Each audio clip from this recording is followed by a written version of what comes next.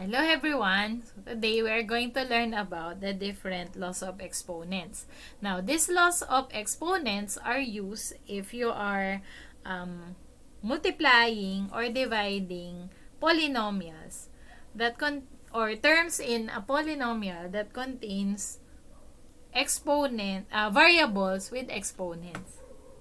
Okay, let's have the first one. For the first law of exponent, if we have a that is a real number and we have m and n that are integers, then a raised to m times a raised to n is equal to a times m plus n.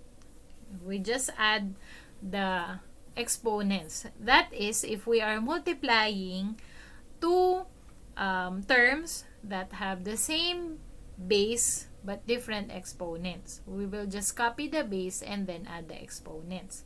For example, x raised to 7 times x raised to the third power times x squared. And that is x, and then we just add the exponent, x raised to 12. Okay? Let's have another one. ab times a squared b squared times ab squared. That is a, and then we add all the exponents for a raised to the fourth power, and then b raised to the fifth power.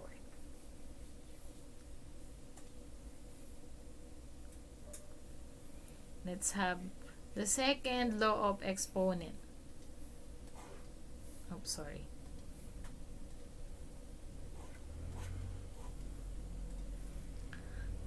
Second law of exponent, if we have a that is a real number and m and n that are integers, then a raised to m all raised to n power is equal to a raised to m times n. So this is if we have a variable with an exponent and we are raising that variable with exponent to another exponent.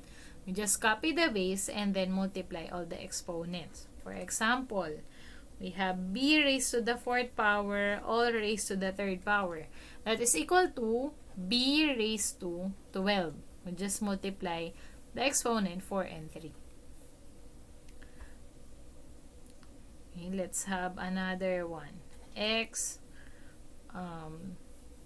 squared to the 7th power. X raised to the 14th power. Okay. Next law of exponent. If we have AB that are real numbers, and we have mn or n that is an integer, then AB all raised to n is equal to a raised to n, b raised to n. So this means that if we have factors raised to certain exponent, then all of our factor should be raised to the certain exponent. For example, we have x squared, y raised to the 5th power, and then c all raised to the 4th power. We will raise all the terms in the given exponent, and then we will apply the law of exponent for that.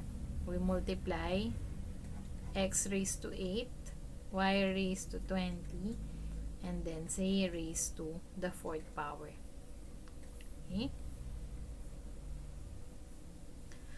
Let's have another example.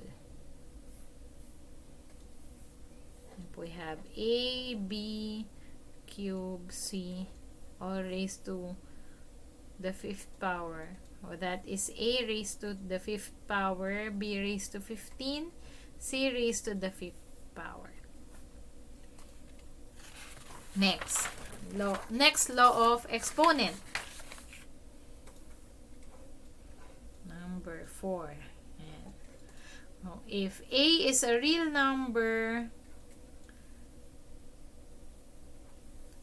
but a is not equal to 0, yan, and we have m and n that are integers. Okay, a over b, a raised to m over a raised to n, wala palang ba lang, is equal to a raised to m minus n. Okay, so we will just subtract the exponent. That is a minus n. If the exponent in the numerator here is greater than the exponent in the denominator here, then the answer will be positive. So this means that we will just subtract. But if the exponent in the denominator is greater than the exponent in the numerator, the result here will be negative. And in that case, we will apply the definition for negative exponent.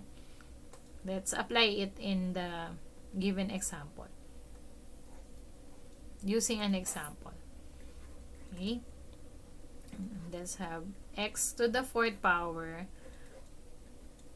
divided by x squared. We just subtract the exponent, so x squared. Okay, another example, a raised to the 4th power divided by a cubed. So the answer is a. Okay, let's have another example. D raised to the 7th power all over d raised to the 10th power. We will subtract the exponent and we will get d raised to negative 3. Using the definition for negative exponent, this will be equal to 1 over d to the 3rd power. Okay? By definition of negative exponents. Which means that if we are applying this specific law of exponent, if the exponent in the denominator is greater than the exponent in the numerator, then the variable with the exponent will be in the denominator, just like in this example. Okay, let's have another example similar to this. Okay, let's just use x. X raised to the 8th power divided by x raised to 15th power. So the answer is 1 over x raised to the 7th power. Because we know that the answer here will be negative, and by definition of negative, it will just be equal to this number wherein the variable with the exponent is in the denominator. Okay?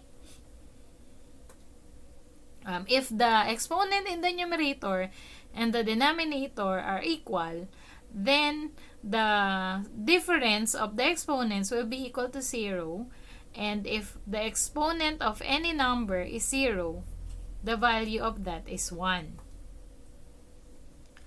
Okay, let's have another example using that before we proceed to the next law of exponent.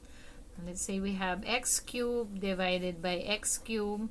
That is x raised to 0, and by definition, that is equal to 1. As long as the number raised to the 0 exponent is not equal to 0, it is equal to 1. So any number except 0 raised to 0 is equal to 1. If the numerator, exponent of the numerator and denominator are equal for that specific variable, then the answer is just equal to 1. Okay, next law of exponent, number 5. If a and b are real numbers and b is not equal to 0, and we have n that is an integer. By the way, this symbol here means element of real number and then element of integer. Okay. So, given this situation, a and b are real number and n is an integer, then a over b raised to n is equal to a raised to n over b raised to n. So, if we have a number in fraction form raised to a certain exponent, we need to raise the number in the numerator and the number in the denominator with the given exponent. Okay, let's have an example.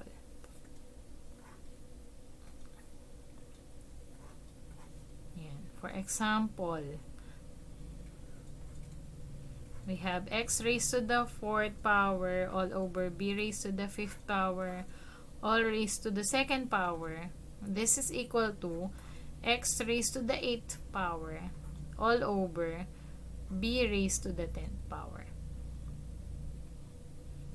Okay, if we can further simplify this, then we can apply all other law of exponent that can be used in this given example. In this case, x and b are two different variables, so we cannot have, that is already the final answer, and we cannot simplify this further. Okay? So that's the end of our discussion for laws of exponents. Thank you for watching. Bye!